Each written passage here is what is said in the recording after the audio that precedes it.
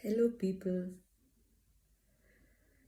I just thought that today it's a good time to talk about happiness lying in viewing any person in isolation. What I mean by this is that when you view a person, irrespective of his trappings of wealth, trappings of position, trappings of the kind of family he belongs to, trappings of elitist expectations.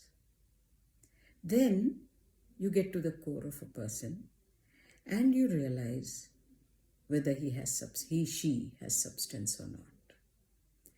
Now, as I was growing up, I was different from most of the people around me in not being judgmental about whether a person spoke English or not, whether a person was economically as empowered as I was. Though I wasn't really very, very seriously economically empowered.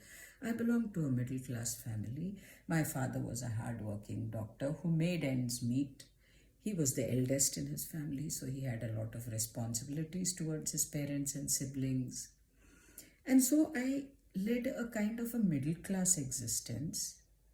But because he was in a government job, we lived in big houses and we had, servants, if I can call them that. I hate that word actually, servants. No. We had people working for us. And so I kind of had a comfortable existence.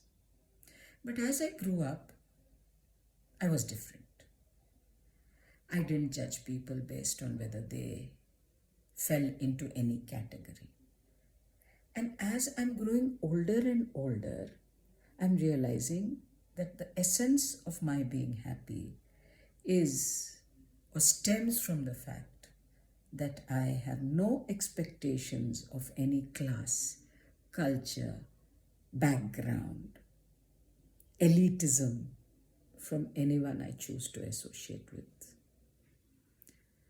A lot of people will disagree with me on this. They think, it's a common misconception to me, but it's a common, conclusion that people jump to, that if you belong to a so-called elitist family, cultured family, living in a city, sending their children to public schools, and generally having all the paraphernalia that go with, being upper class, then they're worthy of being associated with.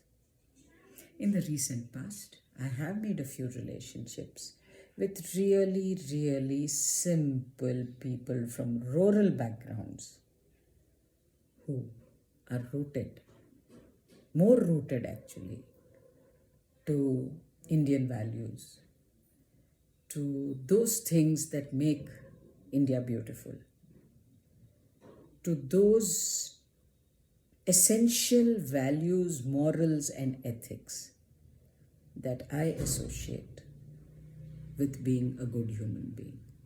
A certain level of selfishness is permissible. We all think about ourselves before we think of other people. But if there is empathy, there is a reaching out to people of different backgrounds, those not as fortunate as us, then life does get enriched. This is my experience in the recent past, so I thought I'll share it with all of you. Bye, people.